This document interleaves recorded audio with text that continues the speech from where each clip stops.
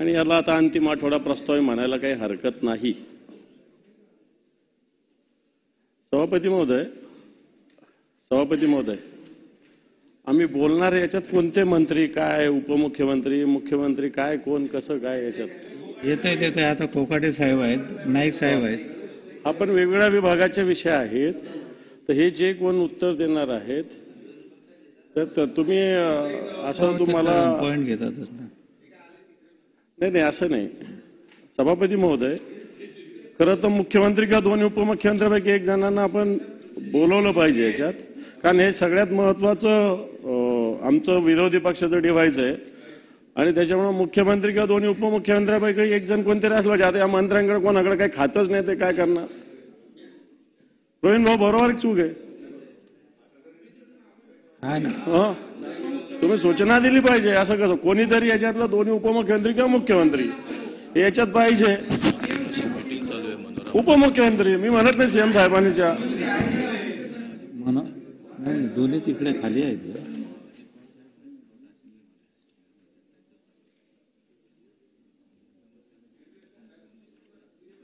नाही तसं तुम्ही सुरू तर ठेवा। नाही येत आपण निरोप पाठवलाय असं नाही। तुम्ही आता जयार्थी तुम्ही मला इथून सचिवामार्फत दोनदा तीनदा बोलवून आलो, याचा अर्थ तुम्ही उपमुख्यमंत्री किंवा मुख्यमंत्र्यांना बोलवायला पाहिजे होतं ना इथं। तुम्ही फक्त मलाच बोलवून पाठवलं, तुम्ही मुख्यमंत्री किंवा उपमुख्यमंत्री निरोप पाठवलाय। दानवे साहेब निरोप गेलेला आहे।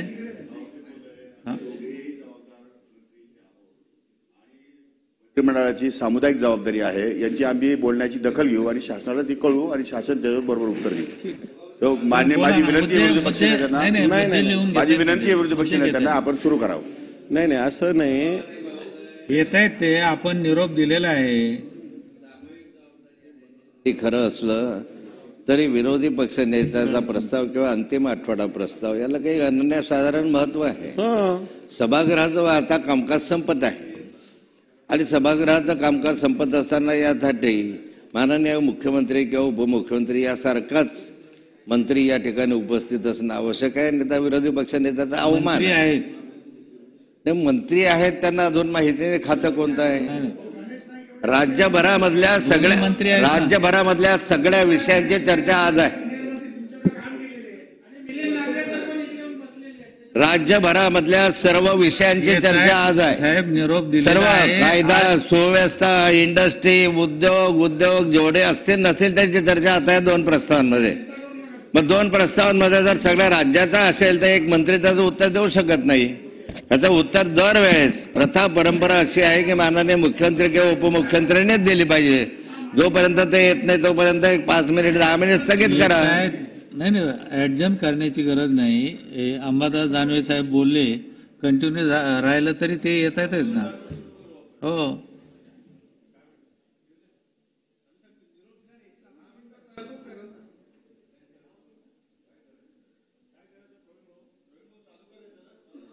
चालू करा।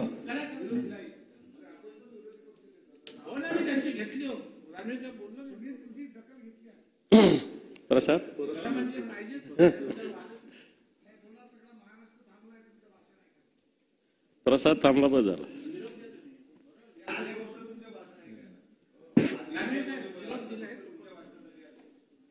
सभापती महोदय, विरोधी पक्षाचा हा प्रस्ताव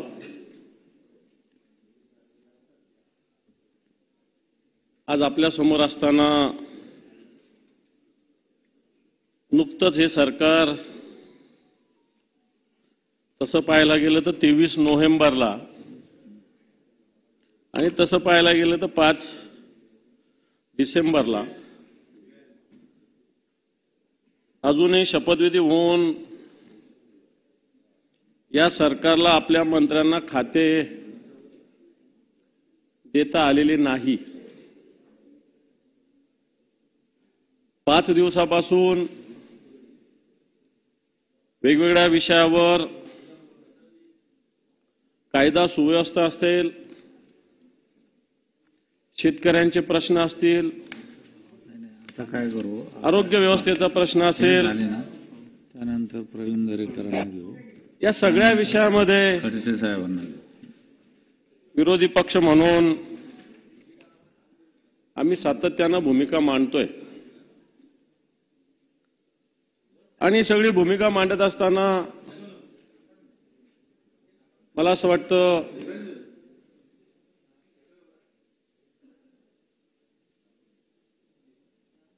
राज्याची परिस्थिती, सकाळी कोणीतरी सांगितलं की हे राज्य आता थांबणार नाही, परंतु राज्याची परिस्थिती जर बघितली, सरकार नवीन आलं असं म्हणता येणार नाही. सरकार मागच्या 2, 2.5, 3 वर्षापासून ऑलरेडी आहेच. आणि म्हणून मागच्या काळातली, या 2 महिन्यातली, मागच्या अधिवेशनानंतरची सगळी परिस्थिती बघितली राज्याची, तर राज्य कोणत्या क्षेत्रामध्ये राज्य पुढे गेलं, कोणत्या क्षेत्रामध्ये राज्यातील जनता समाधानी आहे, अशा प्रकारचा प्रश्न सर्वसामान्य माणसाच्या मनात निर्माण होतोय. प्रामुख्यानं आम्ही हा प्रस्ताव दिलेला असताना कायदा सुव्यवस्था असेल, आरोग्य व्यवस्था असेल, शेतकऱ्यांचे प्रश्न असेल, सिंचनाचा विषय असेल, या राज्याची उद्योगाची स्थिती असेल किंवा शिक्षणाची स्थिती असेल, असे वेगवेगळे मुद्दे आपल्या समोर मांडलेले आहेत. सत्ताधारी पक्षाचे मुख्यमंत्री असतील, उपमुख्यमंत्री असतील, काल उपमुख्यमंत्र्यांनी सुद्धा राज्यपालाच्या अभिभाषणावर उत्तर देत असताना आमचं सरकार आल्यानंतर असं झालं आणि त्याच्या आधीचं सरकार असं होतं असं सातत्यानं वक्तव्य केलं. परंतु सोयीस्कररित्या हे विसरले की त्या मंत्रिमंडळात ते पण होते, त्या मंत्रिमंडळाच्या निर्णयामध्ये तेही सातत्यानं सहभागी होते. मग दोन्ही उपमुख्यमंत्री त्याच्यात नाव घेता येईल. आणि मग जर सामुदायिक जबाबदारी आपण म्हणतो तर त्या मंत्रिमंडळाची सामुदायिक जबाबदारी यांची होती का नव्हती? ज्या विषयावर टीका टिप्पणी हे करतात त्या विषयात त्यांची भूमिका त्यावेळेस काय होती? या सगळ्या विषयाकडे सुद्धा आपण नीट गांभीर्यानं बघण्याची आवश्यकता आहे. कारण त्यावेळेस वेगळी भूमिका मांडायची, नंतर वेगळी भूमिका मांडायची, आणि या भूमिका मांडल्यानंतर स्वतःच कसं योग्य आहे, स्वतःचाच कारभार कसा योग्य आहे, दुसरे कसे अयोग्य आहे, दुसरीकडे एक बोट दाखवणं फार सोपं असतं. पण तो अशा वेळेस स्वतःकडे 4 बोट आहे हे सारासार मला असं वाटतं हे सरकार विसरलेलं आहे. सभापती महोदय, सरकार फार दिवसाचं नाही म्हणून याच्यावर जास्त बोलावं न बोलावं ही स्थिती आहेच. परंतु आत्ताच्या घडीला ज्या काही घटना या महाराष्ट्रात होतात याच्या सरकार कशा पद्धतीनं भूमिका घेते, याच्या सरकारचा काही याला पाठिंबा आहे असा शब्द मी वापरणार नाही, परंतु सरकार अशा घटनेकडे डोळे झाकून गप्प बसतंय का हा माझा प्रश्न आहे. कारण ज्या घटना या राज्यामध्ये घडतायत, मागच्या आठवड्यात असेल, 15 दिवसात असेल, 1 महिन्यात असेल, 2 महिन्यात असेल, या जर बघितल्या तर सरकारचे डोळे बंद आहेत का? सरकारचे कान बंद झालेले आहेत का? सरकारचं तोंड शिवून टाकलेलं आहे का? अशा प्रकारचा प्रश्न जनतेच्या मनामध्ये आणि आमच्याही मनामध्ये सुस्पष्टपणे आहे. आणि म्हणून याच्यामध्ये सरकार बोलत का नाही? सरकार काही कृती का करत नाही? गोड गोड आणि गोलमोल नक्की बोलतं सरकार, परंतु ठोस कृती सरकारच्या कोणत्याही वर्तनातून या सगळ्या स्थितीमध्ये दिसून येत नाही. सभापती महोदय, महाराष्ट्र पुढारलेलं राज्य आहे. सगळ्या बाबतीत. आणि पुढारलेलं राज्य असताना या राज्याकडे देशातील वेगवेगळ्या भागातील जनतेचं, वेगवेगळ्या देशाच्या, आपल्या देशातील वेगवेगळ्या राज्याची एक दृष्टी महाराष्ट्रासाठी, आपण जर ज्यावेळेस महाराष्ट्राच्या बाहेर फिरतो तर ही आहे. परंतु सत्यता जर बघितली तर हे खरं आहे का खोटं आहे अशा प्रकारचा प्रश्न एक सर्वसामान्य माणसाच्या आणि जनतेच्या मनामध्ये सभापती महोदय निर्माण होतो. आज या महाराष्ट्रात वेगवेगळ्या विषयाचा जर अभ्यास केला आपण, मग कायदा सुव्यवस्था गृह विभागाचा विषय असेल, शिक्षण असेल, उद्योग असेल, आरोग्य असेल, या सगळ्या विभागामध्ये मला वाटतं राज्याची परिस्थिती अतिशय भयावह आहे. सभापती महोदय, सभापती महोदय, व्यक्तिगत कुठे न जाता मी काही आकडेवारी गृह विभागाची आपल्या समोर मांडू इच्छितो.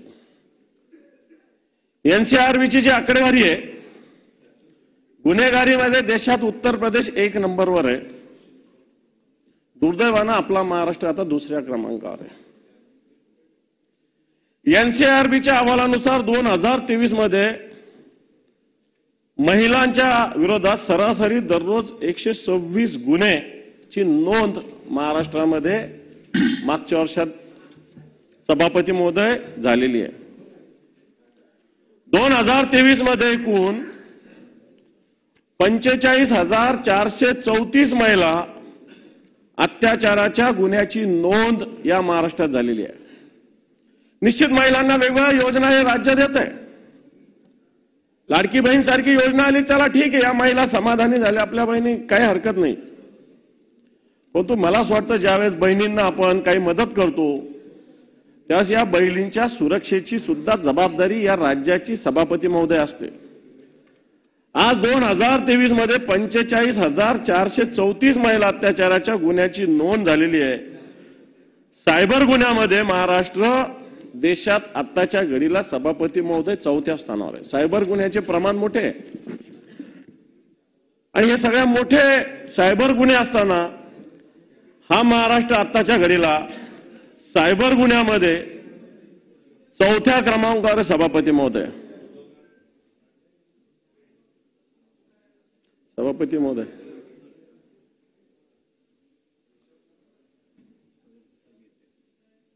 ज्या नागपूरमध्ये आपण आहोत, या नागपूरमध्ये परवाच्या दिवशी पूर्ण सरकार इथे आहे. सभापती महोदय, नागपूरचे आता मुख्यमंत्री या राज्याचे परवाच्या दिवशी 2 टोळ्यांच्या मध्ये गुंडांकडून एकमेकावर गोळीबार करण्यात आला. ही पहिली घटना नाही आहे. मी घटना याच्यासाठी सांगतो, अधोरेखित करतो की सगळी यंत्रणा, सगळं राज्य या नागपुरात होत असताना आज या ठिकाणी गोळीबाराच्या घटना सभापती महोदय करतात. सभापती महोदय, हेच सरकार असताना मागच्या 12 ऑक्टोबरला या राज्याचं विधानसभा सदस्य म्हणून जे होते बाबा सिद्दीकी, आपल्या विधानसभेचे सदस्य होते सभापती महोदय, यांची गोळ्या घालून हत्या करण्यात आली सभापती महोदय 12 ऑक्टोबरला. आता बाबा सिद्दीकी सारख्या एका जबाबदार नेत्याची ही या राज्यात स्थिती होती सभापती महोदय. असं सांगितलं जातं, असं समोर आलं की 1-2 महिन्यापूर्वी ही हत्या करण्यासाठी रेकी केली गेली. ठिकठिकाणी वेगवेगळ्या पद्धतीनं यंत्रणा लावण्यात आली आणि मग ही हत्या करण्यात आली. सभापती महोदय, आत्ताच थोड्या वेळापूर्वी एक बातमी आली, शिवसेनेचे नेते संजय राऊत जे राज्यसभेचे सदस्य आहे, यांच्या घराची सुद्धा रेकी करताना काही लोक आढळलेले आहेत.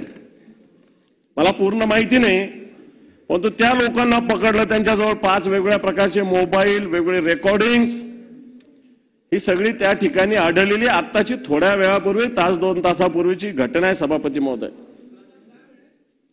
आपण अशा पद्धतीनं या घटना या राज्यात घडत असताना सभापती महोदय, पुणे असेल, नागपूर असेल, मुंबई असेल, ठाणे असेल, अशा ठिकाणी ज्या पद्धतीनं घटना होतात, वाटतं कायदा सुव्यवस्थेची लक्तर टांगले जातात. सभापती महोदय, सभापती महोदय, पुण्यामध्ये एक राष्ट्रवादीचे माजी नगरसेवक आहे आंदेकर म्हणून, यांच्यावर गोळीबार झाला सभापती महोदय.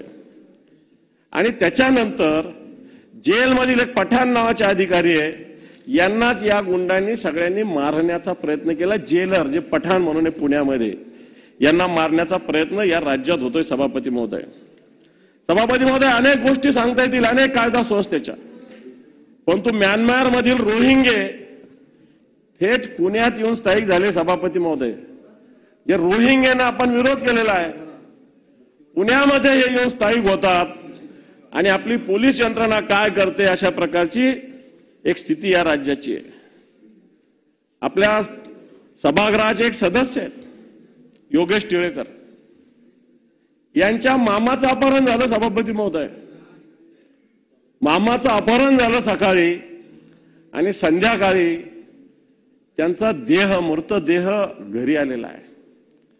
जर एका सदस्याचे मामा, जवळचे नातेवाईक, त्यांची जर या राज्यात अशी स्थिती असेल सभापती महोदय, तर मला असं वाटतं सर्वसामान्य माणसाची स्थिती काय, अशा प्रकारचं विचारणा मी आपल्या मार्फत या सरकारला करू इच्छितो.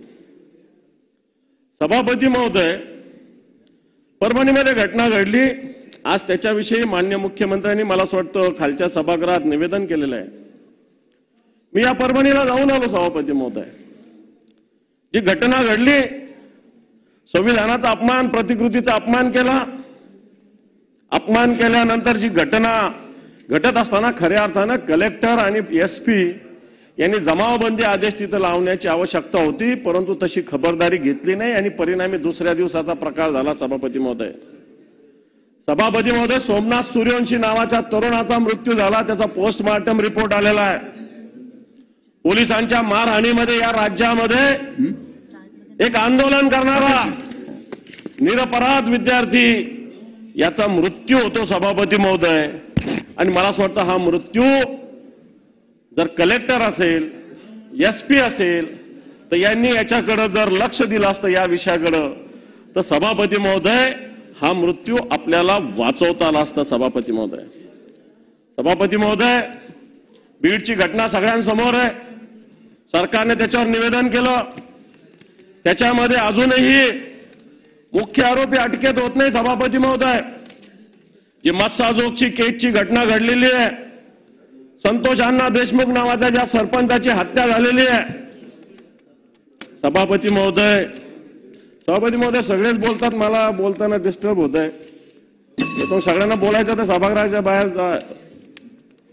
शांतता बाळगा जरा. जे मस्साजोगचे सरपंच आहे, यांची ज्या पद्धतीने हत्या झाली सभापती महोदय, की या सरपंचांना अक्षरशः उचलून नेऊन किडनॅप करून जवळच्या एका गावाजवळ नेऊन निर्घुण हत्या झालेली आहे. त्याचा पोस्टमार्टम रिपोर्ट काल परवा आलेला आहे. कशा पद्धतीनं मारहाण झाली, किती व्रण आले, किती वळ आले, काय काय केलं, या सगळ्या याच्यामध्ये आम्ही सांगितलेलं आहे की एक वाल्मिक कराड, जो आपल्या राज्याच्या एका मंत्र्याचा जवळचा कार्यकर्ता आहे, मी आरोप जबाबदारीनं करतो सभापती महोदय, वाल्मिक कराड नावाचा जो कार्यकर्ता आहे, आपल्या राज्याच्या एका मंत्र्याच्या जवळचा कार्यकर्ता आहे, या वाल्मिक कराड यांच्या इशाऱ्यावर या सगळ्या गोष्टी होतात. अनेक घटना आहे. आत्ता सकाळी बीडच्या एका त्या परळीच्या एका नगरसेवकानं अधिकाऱ्याला मारहाण केली. साहेब, एवढी मस्ती कशी काय येऊ लागलेली आहे? आणि म्हणून जर या सरपंचाच्या हत्येमध्ये वाल्मिक कराड यांच्यावर अंगुली निर्देश जातो सभापती महोदय, हे वाल्मिक कराड या नागपूरमध्ये मागच्या 4 दिवसापासून या नागपूरमध्ये कोणत्या फार्म हाऊसवर मी सांगू शकतो, या नागपूरमध्ये असताना पोलीस त्यांना पकडू शकत नाही, अशा प्रकारची स्थिती आहे सभापती महोदय. एका सरपंचाचा खून केला जातो आणि एका मंत्र्याच्या जवळचा व्यक्ती खुलेआमपणे, मला असं वाटतं या सगळ्या याला मदत करतो. तर या पुरोगामी महाराष्ट्राला हे शोभणारं नाही आणि याच्यामध्ये सरकारने तातडीनं सगळ्या कारवाया करण्याची आवश्यकता आहे. मस्साजोगच्या घटनेतील जो सरपंच आहे, याचे हत्या करणारे सगळे लोक ताबडतोब अटक करण्याची आवश्यकता आहे आणि यांना राजकीय आश्रय जो देतात त्यांच्यावर सुद्धा सभापती महोदय कारवाई करण्याची आवश्यकता आहे. आपण अशा पद्धतीनं या राज्यामध्ये कायद्याचं राज्य राहिलं का? आमच्या संभाजीनगरमध्ये 2 वर्षात 75 खून झाले सभापती महोदय. या शहरातील पुंडलिकनगर, जिन्सी, MIDC, सिडको परिसरात गुन्हेगारांनी उच्छाद मानलेला आहे. पोलीस आयुक्त योग्य ते पावलं उचलत नाही. पोलीस आयुक्त फक्त सत्ताधारी पक्षाच्या आमदारांची झेलण्यामध्ये गुंतलेले आहेत. आपण या ठिकाणी 75 खून होत असताना पूर्णपणे लक्ष दिलं जाऊ शकत नाही, अशा प्रकारची स्थिती आहे. सभापती महोदय, हिट अँड रनच्या अनेक घटना घडल्या मागच्या काळामध्ये. पुण्यामध्ये घडल्या, नागपूरमध्ये घडल्या, मुंबईमध्ये घडल्या.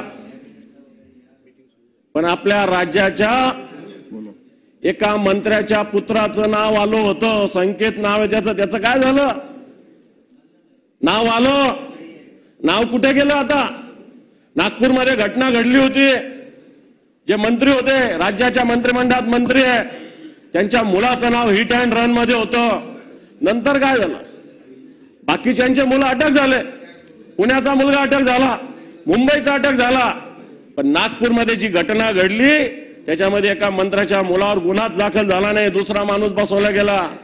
जो न्याय पुण्याला लागला, जो न्याय मुंबईला लागला, तो न्याय या नागपूरच्या घटनेत सुद्धा लागला पाहिजे. मंत्र्यांचा मुलगा आहे म्हणून त्याला वाचवणं या राज्याला सभापती महोदय शोभादायक नाही. म्हणून ज्या पद्धतीनं अशा पद्धतीनं या सगळ्या कायदा आणि सुव्यवस्थेचे धिंडोळे या ठिकाणी सभापती महोदय काढले जातात, वाटतं त्याच्याकडं आज राज्याची जनता मला असं वाटतं एक हवालदिल झालेली आहे.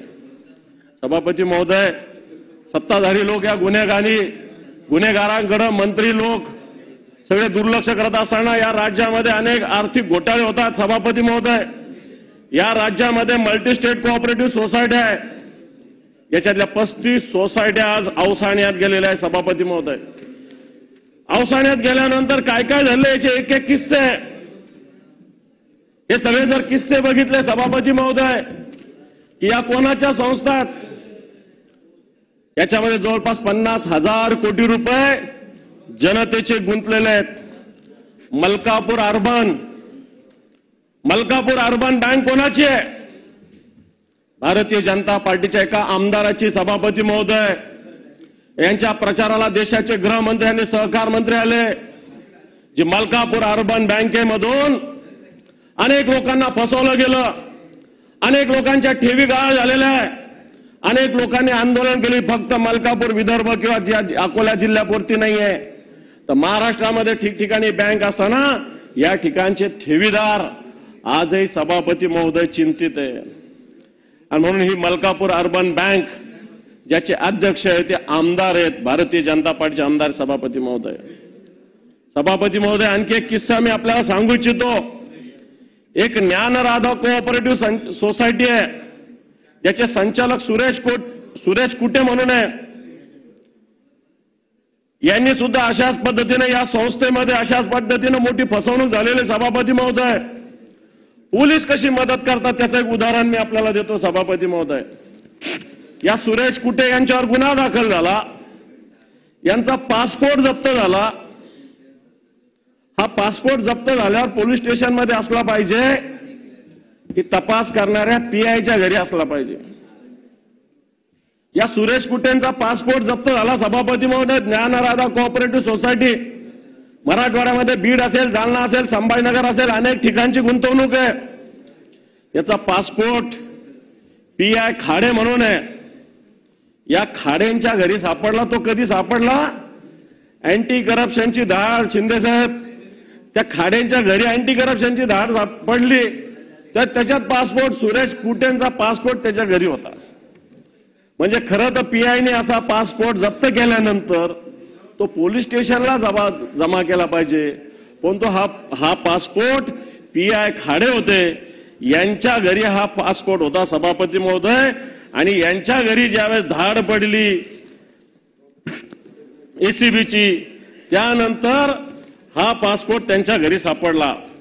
थोडक्यात परिस्थिती काय तुमच्या लक्षात आली असेल की तपास करणारा जो अधिकारी आहे तोच याच्यात सहभागी आहे की काय, अशा प्रकारची स्थिती आहे. सभापती महोदय, अशीच एक संस्था आहे राजस्थान मल्टी, हिचे सुद्धा चंदूलाल बियानी नावाचे ग्रस्त आहे परळीचे. या संस्थेनं सुद्धा अशीच मोठी फसवणूक केली आहे.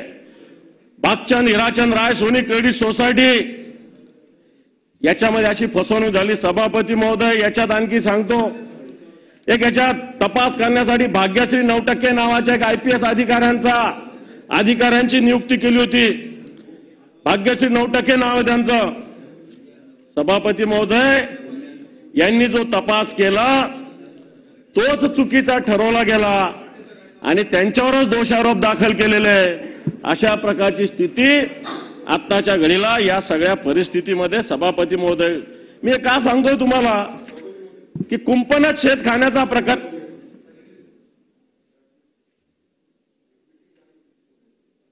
या ना. हो, मी हे तुम्हाला का सांगतोय सभापती महोदय की कुंपणात शेत कसं खातं याचा हा प्रकार आपल्या समोर मी या निमित्त आलेला आहे. संभाजीनगरच्या आदर्श पतसंस्थेचा सुद्धा असाच मोठा प्रकार आहे.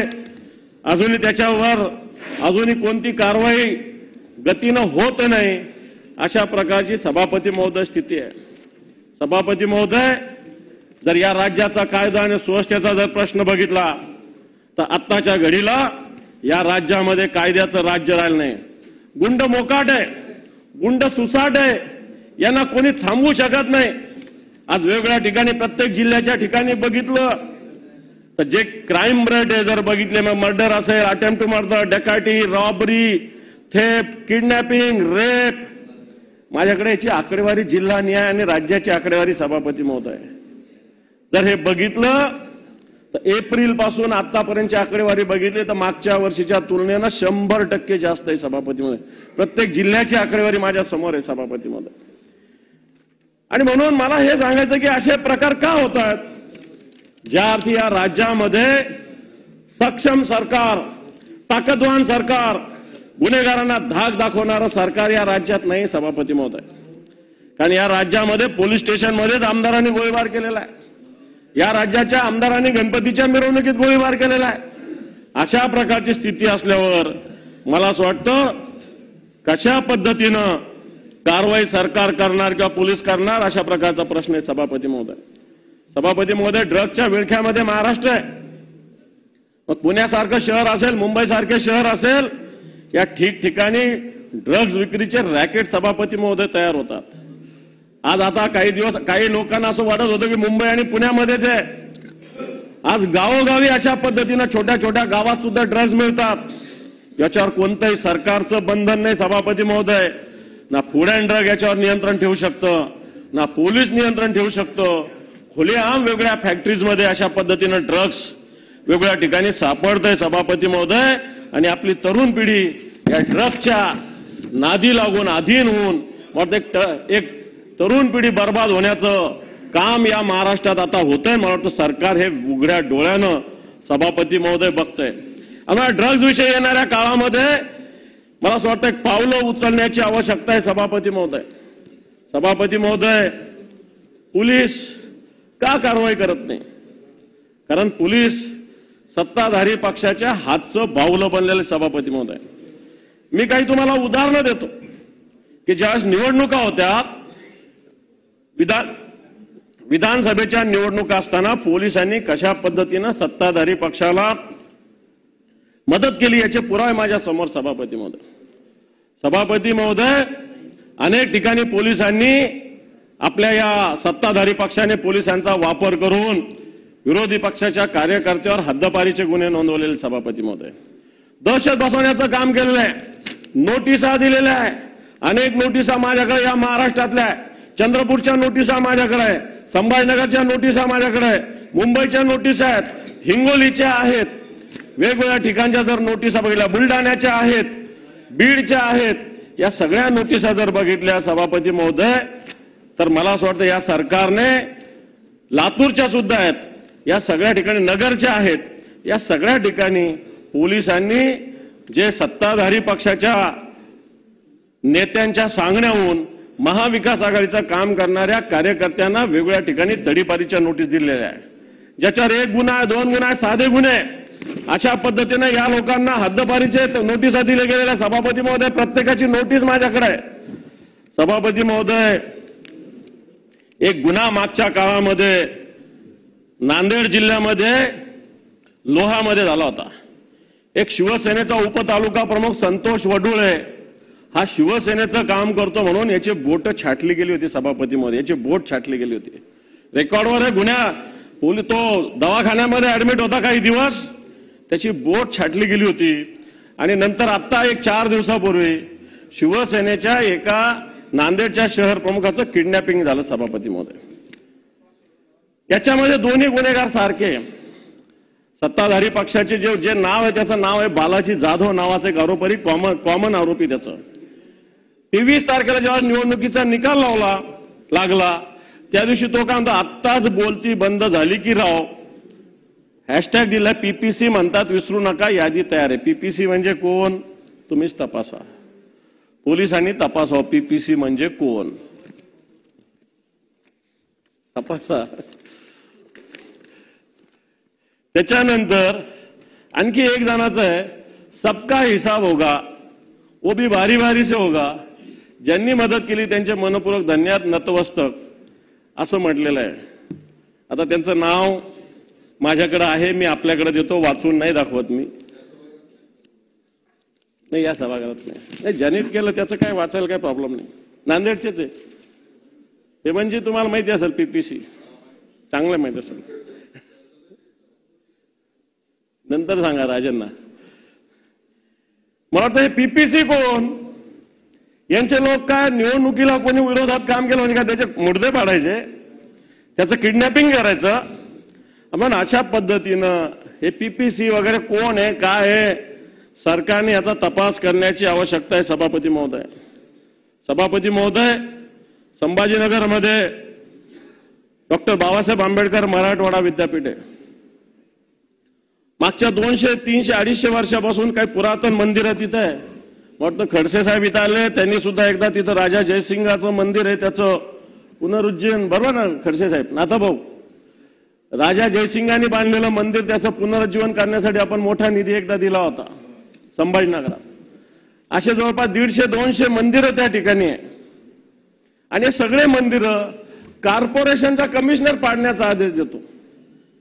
कॉर्पोरेशन आत्ता झालेली हे मंदिर 200-250 वर्षापूर्वीचे मंदिर आहेत. या ठिकाणी राजा जयसिंगाच्या काळातले पासूनचे, संत जनार्दन स्वामींच्या काळातले आहे.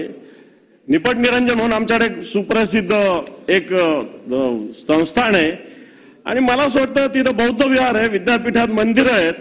जनतेनं मोठा उठाव केलाय. सभापती महोदय, वाटतं मी आपल्या माध्यमातून सरकारला विनंती करेल, आवाहन करेल की या कोणत्याही मंदिराला धक्का लागता कामा नये.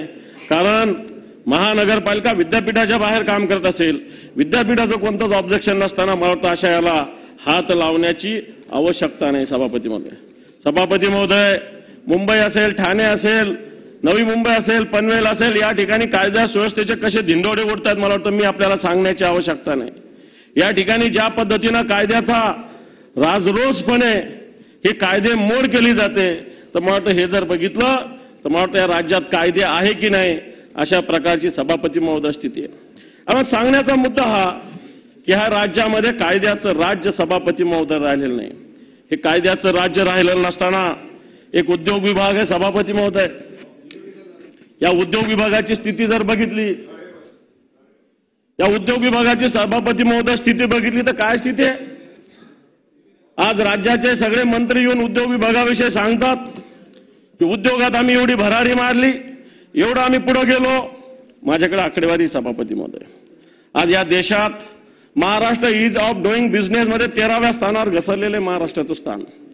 सभापती महोदय, मागच्या 2 वर्षामध्ये शासनाच्या उदासीन धोरणामुळे मध्य प्रदेश, गुजरात, कर्नाटक, तामिळनाडू या राज्यामध्ये सभापती महोदय अनेक उद्योग गेलेले आहे.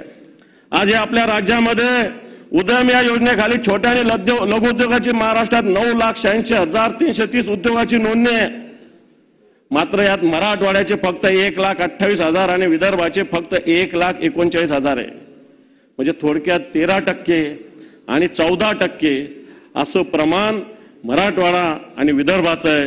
हे मला वाटतं महाराष्ट्राच्या प्रमाणात अतिशय मोठं आहे. मी का सांगतोय की आज मुंबई पुण्यामध्ये जागा नसताना सुद्धा उद्योग तिथे येण्याचा प्रयत्न करतात. मुंबई पुण्यालाच उद्योग असावे असा उद्योजकांचा आग्रह असतो. परंतु मला असं वाटतं विदर्भ असेल, मराठवाडा असेल, या ठिकाणी सुद्धा या उद्योगाला येण्यासाठी एक संधी उपलब्ध करून देण्याची आवश्यकता आहे. आणि ही जर दिली तर मला वाटतं मराठवाडा आणि विदर्भातून मोठ्या प्रमाणावर तरुण मुलं बेरोजगार मुंबईकडे जाण्याचा जो प्रयत्न करतायत, मला वाटतं ते थांबू शकतं सभापती महोदय.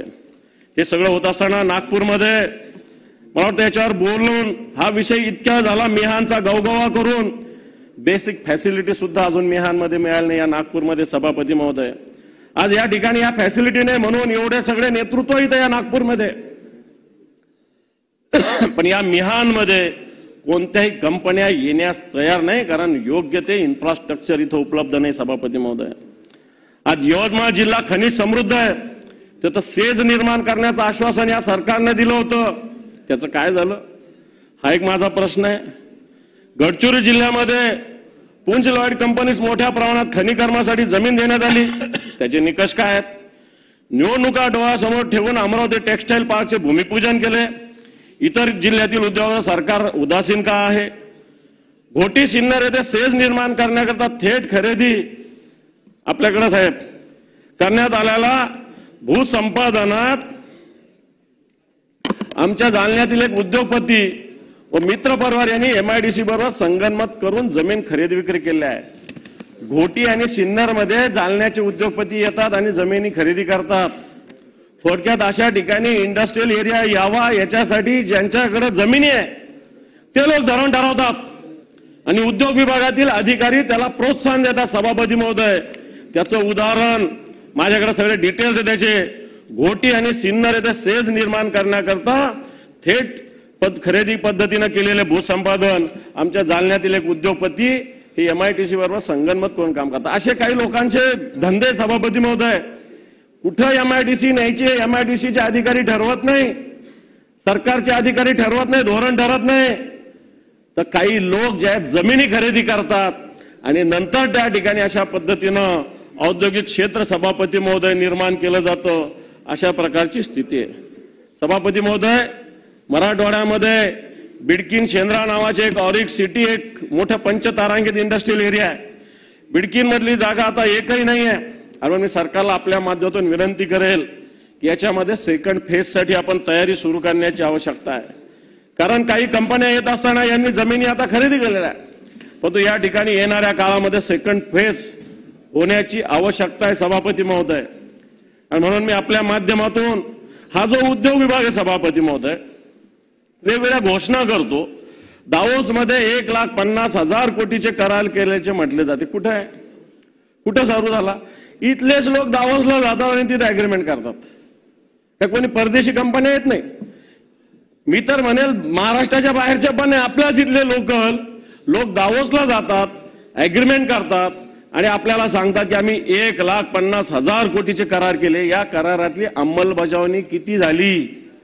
सरकारने माझ्या प्रश्नाचं उत्तर देताना स्पष्ट करावं की या दावोसमध्ये झालेल्या करारापैकी किती करार ऍक्टिव्हेट झाले. मला याचा खुलासा सरकारने करण्याची आवश्यकता आहे. सभापती महोदय, आर्टिफिशियल इंटेलिजन्स 5,000 कोटीचे करार. खरं तर आर्टिफिशियल इंटेलिजन्स आपल्याकडे माहिती व तंत्रज्ञान खातं आहे सभापती महोदय या राज्याचं. याला सांगून या गोष्टी केल्या पाहिजे, परंतु राज्याला काही वाटत नाही, सरकारला काही वाटत नाही की आपल्या विभागाला विचारावं, आपल्या विभागाचा सल्ला घ्यावा, असं काही सरकारला वाटत नाही. परंतु अशाच पद्धतीनं वेगवेगळ्या ठिकाणी वेगवेगळ्या पद्धतीनं करार केले जातात सभापती महोदय. प्रत्यक्षात त्याची अंमलबजावणी काही होत नाही. सभापती महोदय, एक मोठं स्कॅम या इंडस्ट्री विभागात चालू आहे. या राज्यामध्ये ज्या ज्या इंडस्ट्री क्षेत्र आहे, मग नाशिक असेल, संभाजीनगर असेल, नागपूरचा काही एरिया असेल, ठाण्याचा काही भाग असेल, मुंबईचा काही भाग असेल, रायगडचा काही भाग असेल, या ठिकाणी सभापती महोदय काही जे औद्योगिक भूखंड आहे इथल्या इंडस्ट्री बंद पडलेल्या आहे, याचं रूपांतर कमर्शियल किंवा रेसिडेन्शियल मध्ये मोठ्या प्रमाणावर होतं सभापती महोदय. शेतकऱ्याच्या जमिनी घेतलेल्या कवडी मोल भावाने सभापती महोदय ठिकठिकाणी, आणि या शेतकऱ्याच्या जमिनी घेतलेल्या इंडस्ट्रीसाठी, पण ज्यावेळेस इंडस्ट्री बंद पडते त्याच्यानंतर मला वाटतं ही इंडस्ट्रीलाच न देता येणं, मला वाटतं सरकार वेगवेगळ्या पद्धतीनं निवासीदारा वेगवेगळ्या बिल्डरांना वेगवेगळ्या ठिकाणी दिलं जाते, अशा प्रकारची सभापती महोदय स्थिती आहे. सभापती महोदय, मागच्या काळामध्ये काही बातम्या आल्या की पुण्यामध्ये जे IT पार्क आहे, विशेषतः हिंजवडीचं, याच्यातून जवळपास अनेक कंपन्या यांनी स्थलांतर केलेले. सभापती महोदय, हिंजवडे येथील जो राजीव गांधी इन्फोटेक पार्क आहे, या ठिकाणी 139 कंपन्या आहेत, 2,17,000 कर्मचारी काम करतात. आज हा IT पार्क 25 वर्षापूर्वी झालेला. सभापती महोदय, दररोज इथे लाखो लोक येतात, परंतु आज या ठिकाणी कोणत्या फॅसिलिटी नाही, रस्ते नाही, पाणी नाही, कचरा उचलण्याची सिस्टीम नाही. आलं तर ट्रॅफिक जाम होती. हे सगळे लोक विदेशी लोक आहेत, मोठ्या प्रमाणावर वेगवेगळ्या पद्धतीनं त्यांची गुंतवणूक आहे, परंतु या सगळ्या हिंजवडीच्या IT पार्ककडे दुर्लक्ष केलं जातं. सभापती महोदय, IT कंपनीकडून सेवा दिलेले अनेक कर्मचारी इथे आहेत. मला वाटतं यांचा पगार मोठा आहे, यांचा वेळ यांच्याकडे कमी आहे, परंतु सरकार या हिंजवडीमधले उद्योग बाहेर जात असताना याच्याकडे कोणत्याही प्रकारचं लक्ष देत नाही. अशा प्रकारची सभापती महोदय, आपण एकीकडे उद्योग आले पाहिजे म्हणतो, परंतु या हिंजवडीमधील IT पार्क मधले अनेक उद्योग सभापती महोदय पुणे सोडून जातात. मला वाटतं हे उद्योग पुण्यामध्ये राहिले पाहिजे. एकीकडे बेंगलोर असेल, एकीकडे हैदराबाद असेल, एकीकडे पुणे असेल, या सगळ्या IT पार्कची जर तुलना केली तर पुन्हा सुरुवातीला पुढे असलेलं पुणे हे थोडंसं मागं पडण्याची शक्यता निर्माण झाली. हे मागे नाही पडलं पाहिजे, पुढेच गेलं पाहिजे. याच्यासाठी राज्यांनी पूर्णपणे तयारी करण्याची आवश्यकता आहे, लक्ष देण्याची आवश्यकता आहे. सभापती महोदय, उद्योग होत असताना ऊर्जेची स्थिती तीच आहे. आज ऊर्जा जर विभाग बघितला तर आज उद्योगांना ऊर्जा काय दरानं मिळतं. आज बाकीच्या राज्याची परिस्थिती बघितली आणि आपल्या राज्याची जर परिस्थिती बघितली तर आपल्याकडं विजेचा दर हा मोठ्या प्रमाणात आहे. सभापती महोदय, राज्य सरकार प्रीपेड मीटर बसवण्यासाठी आग्रही आहे. 64 लाख प्रीपेड मीटर अदानीला द्यायला सांगलेली, NCCला 29 लाख, मॉन्टे कार्लोला 27 लाख मीटर. जनता याच्यात संभ्रमित आहे. सभापती महोदय, जे प्रीपेड मीटर बसवण्याची जी प्रोसेस चालू आहे याच्यामध्ये जनता अतिशय संभ्रमित आहे. सभापती महोदय, आणि म्हणजे जनतेचा हा मनातला संभ्रम सरकारने दूर करण्याची आवश्यकता आहे. जनतेला प्रीपेड मीटर का आधीचं मीटर योग्य आहे हे एकदा जनतेचं शिक्षण करण्याची आवश्यकता आहे. सरकारने निश्चित पावलं उचललेले आहे, परंतु जनतेला सुद्धा याच्यात मला असं वाटतं सहभागी करून घेण्याची आवश्यकता आहे. आज विजेची मागणी आणि पुरवठा जर बघितला सभापती महोदय तर याच्यामध्ये मोठा फरक आहे. जे राज्याला वीज लागते, ठीक आहे, राज्य शेतकऱ्यांना 7 हॉर्सपॉवर पंपापर्यंत मोफत वीज देतंय, मोफत देतं, परंतु हे शेतकऱ्यांना मिळतं का हा प्रश्न आहे.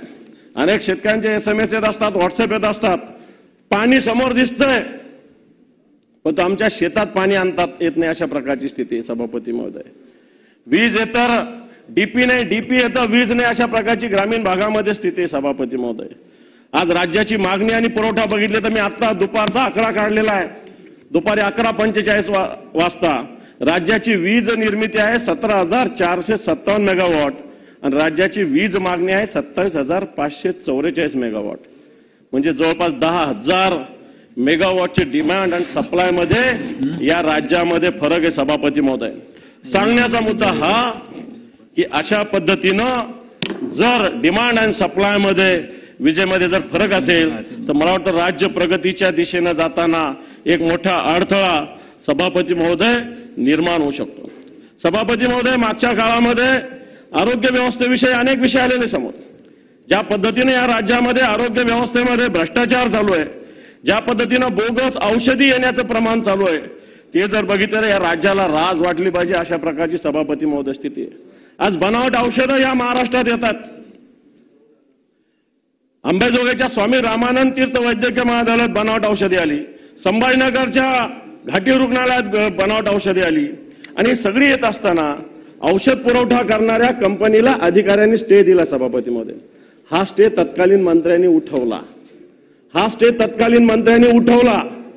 जे मंत्री आता मंत्री नाहीये त्यांनी तो स्टे उठवला.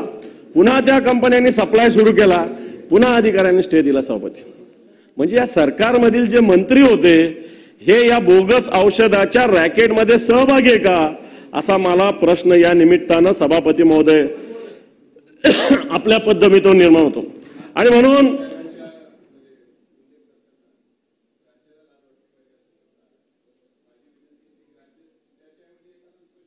ठीक आहे,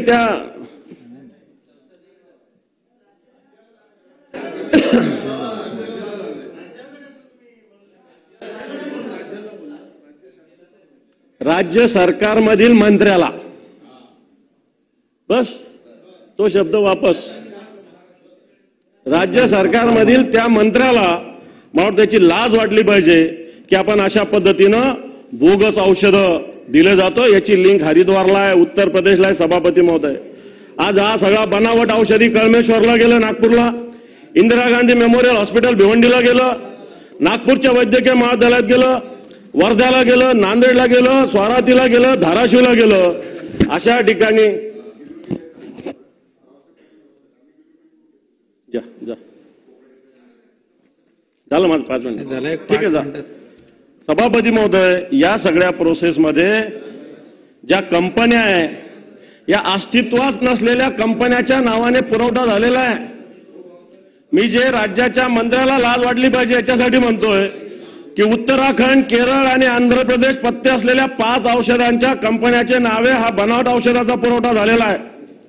11 जिल्ह्यात पुरवठा झाला आहे. या कंपन्याचं नाव minister formulation Uttarakhand, refund pharma Kerala, biotech formulation Andhra Pradesh, मेलवान biosciences Kerala, SMN lab Uttarakhand. या कंपन्याच अस्तित्वात नाही, परंतु या कंपन्यांनी आपल्या इथं महाराष्ट्रात मी सांगितलेल्या हॉस्पिटलला, वैद्यकीय महाविद्यालयाला सप्लाय केलेला आहे. सभापती महोदय, याचा ज्यानंतर हे भांडाफोड झालं, याचा तपासणीचा ऑर्डर निघाला. सभापती महोदय, नियम आहे 60 दिवसाचा, लागलं तब्बल 1.5 वर्ष तपासणीला लागले. तोपर्यंत ते औषधं विकून झाले होते, देऊन झाले होते, औषध बाकी नव्हतं ज्याच्यात 60 दिवसात तपासणी व्हायला पाहिजे.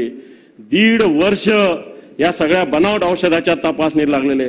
आणि मग आपण राज्य प्रगतीच्या दिशेनं झालं म्हणतो, तर मग जर आपण नीट औषध देऊ शकत नाही सर्वसामान्य माणसाला, या राज्यामध्ये बोगस औषधीचा पुरवठा होतो, प्रमाणपत्र बनवतात दिले जाते, टाल्कन पावडर मध्ये कॅल्शियमच्या गोळ्या दिल्या जातात, राज्याचे मंत्री त्याला स्टे ऑर्डर देतात, का अधिकारी कारवाई करतात आणि राज्याचे मंत्री त्याला स्टे देतात.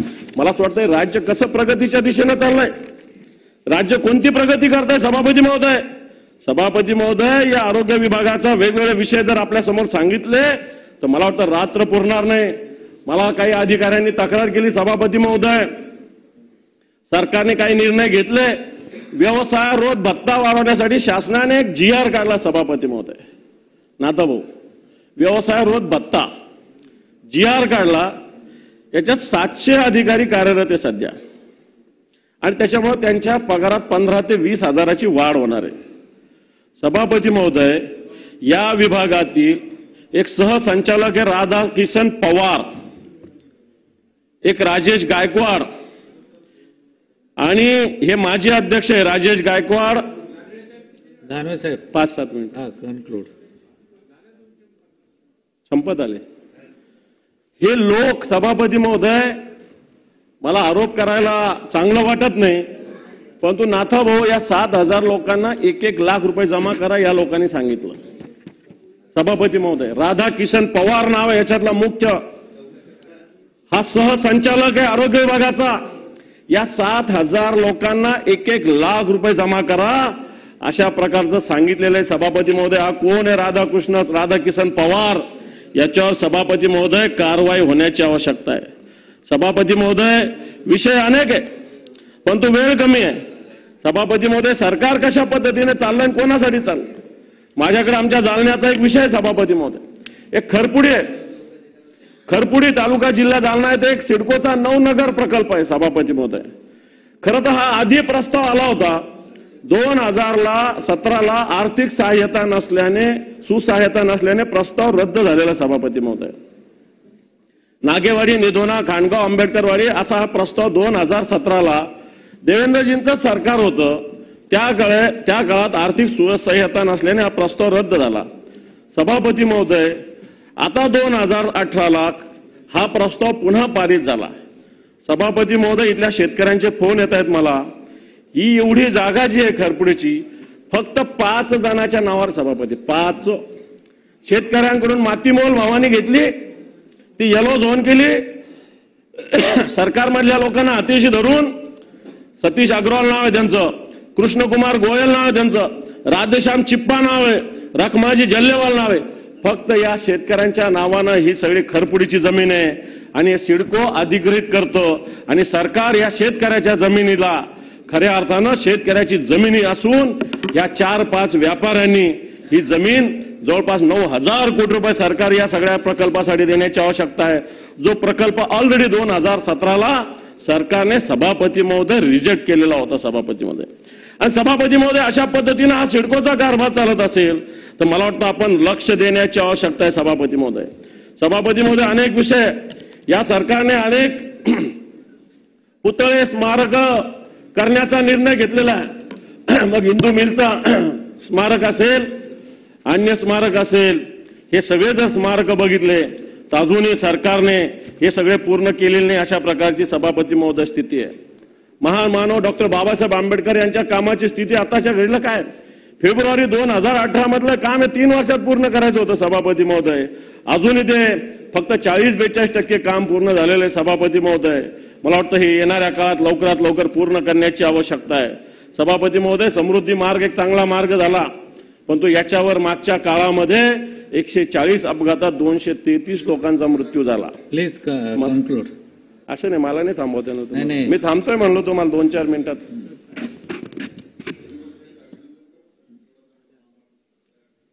केलं ना आता आधी जाऊन केलं ना. नाही चांगलाच आहे म्हणलं मी वाईट कुठे. 4:40ला आपण सुरू केलेलं होतं. सभापती महोदय अशा प्रकारची स्थिती आत्ताच्या घडीला सभापती महोदय. सभापती महोदय हे सगळं होत असताना मला असं वाटतं मी एका विषयाकडे लक्ष वेधू इच्छितो सभापती महोदय. आज शिक्षण या विषयावर बोलत असताना वेगवेगळ्या ठिकाणी शिक्षणाची जी स्थिती आहे जिल्हा परिषदेच्या शाळा याचं स्ट्रक्चरल ऑडिट होण्याची आवश्यकता आहे सभापती महोदय. जिल्हा परिषदेचा शाळेचा दर्जा हा सुद्धा सातत्यानं घसरतोय सभापती महोदय. विशेषतः मराठवाडा आणि विदर्भामधले जवळपास 33% विद्यार्थी असे आहे की ज्यांना नीट अंक लिहिता येत नाही आणि ज्यांना नीट अक्षरही वाचता येत नाही सभापती महोदय. अशा प्रकारची स्थिती या राज्यामध्ये. सभापती महोदय हे सगळं बोलत असताना शालेय गणवेशाचा मुद्दा मी आपल्या समोर मांडू इच्छितो.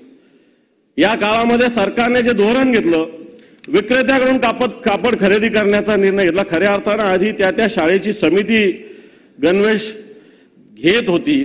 आत्ताच्या घडीला काल परवापर्यंतचा आकडा आहे या विषयामध्ये विद्यार्थ्यांची संख्या 44,60,000 आहे. आता फक्त 41,60,000 शेतकऱ्यांना विद्यार्थ्यांना गणवेश पोहोचलेले. 3 लाख विद्यार्थ्यांना अजूनही सभापती महोदय गणवेश पोहोचलेले नाहीये. आज या गणवेशामध्ये खऱ्या अर्थानं दुसरा गणवेश द्यायचा होता स्काउट गाईडचा 110 रुपये शिलाई त्याची. पण ग्रामीण भागामध्ये सगळे लोक 40-40, 50-50 रुपयामध्ये देऊन ग्रामीण भागातील महिलांना वेगवेगळ्या ठिकाणी काम करून घेतात. मी आपल्याकडे काही गणवेश देऊ इच्छितो सभापती महोदय आपण घ्या हे बघा. जर आपण परवानगी दिली तर मी फक्त काढून दाखवतो ना आपल्याकडे देतो. माझा काही दुसरा उद्देश नाही. ही फक्त पॅन्ट आहे सभापती महोदय. समोरून बघा निळ्या रंगाची हा साईडने काळ्या रंगाची आहे. सभापती महोदय हा शर्ट आहे इकडे वेगळा रंग आहे डार्क इकडे असा रंग आहे. सभापती महोदय हा दुसरा शर्ट आहे. हा शर्ट बघा कसा खालीवर झालेला शर्ट आहे. हे असे गणवेश दिलेले सभापती महोदय. सभापती महोदय मी आपल्याकडे देऊ इच्छितो. मी द्यायला आणलेलं आहे त्यांना. तेव्हा आमच्यावर कारवाई झाली होती. तर सभापती महोदय मला माहिती पाहिजे आपल्याकडून की अशा प्रकारच्या वस्तू घेऊन येऊन भाषण करत असताना प्रदर्शन करण्याचा अधिकार आहे का हे या ठिकाणी सांगावं. ते गांभीर्य विषयाचं त्यांनी सांगावं. त्याच्याबद्दल आम्हाला दुमत नाही. उद्या कोण भाजी घेऊन येईल उद्या कोण त्या ठिकाणी दुसरं काय घेऊन येईल कांदे घेऊन येईल बटाटे घेऊन येईल तर मला वाटतं या ठिकाणी हे योग्य नाहीये. आपण त्या ठिकाणी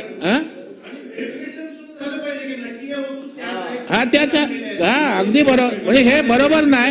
त्यांनी अत्यंत चांगलं भाषण पहिल्यापासून करतायत त्याच्याबद्दल काय मला म्हणायचं नाहीये. या संदर्भामध्ये असं आपण म्हणताय त्याच्यामध्ये तर असं आणता येता नाही. परंतु त्यांनी जे काही आता उदाहरणादाखल दाखवलंय निश्चित स्वरूपामध्ये योग्य ते उचित विषय परवानगी घेतली त्यांनी. परंतु मी परवानगी घेण्याच्या अगोदरच देण्याच्या अगोदरच त्यांनी दाखवलं. परंतु हरकत नाही की परवानगी दिली नाहीये.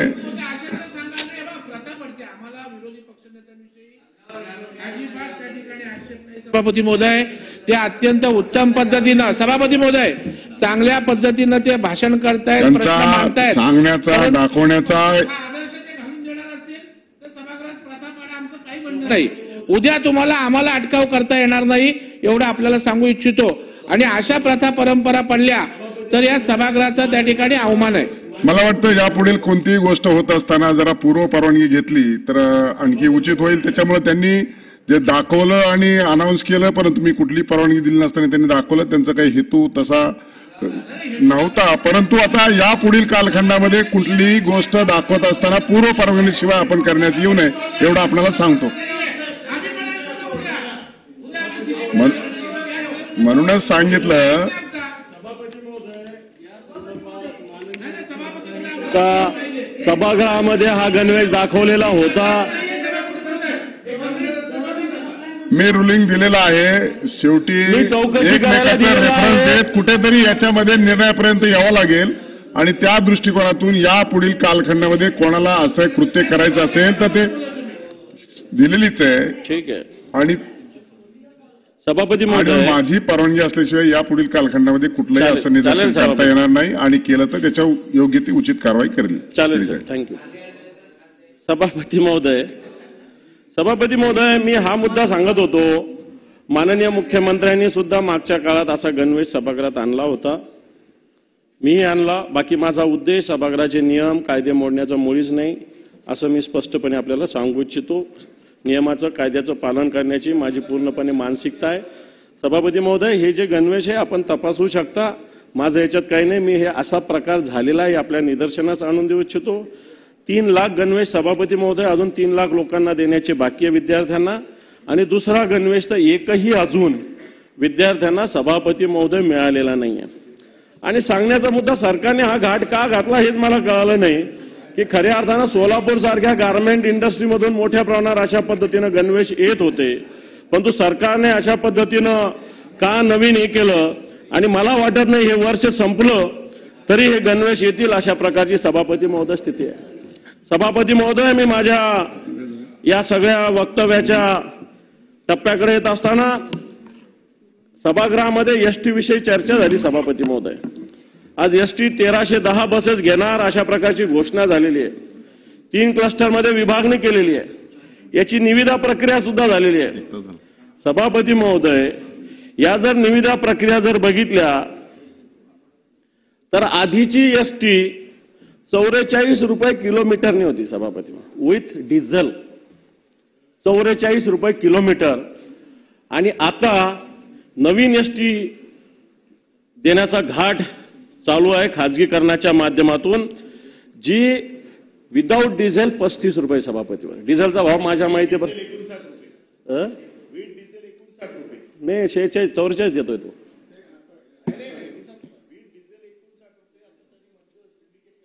हा म्हणजे आधी सभापती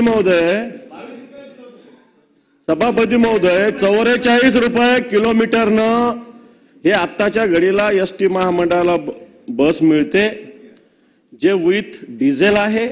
आता विदाउट डिझेल माझ्याकडे माहिती 34-35 रुपयाची. अनिल परब मला 59 रुपये सांगतात, परंतु 34 असेल किंवा 59 असेल, 59 तर खूपच जास्त झालं विदाउट डिझेल.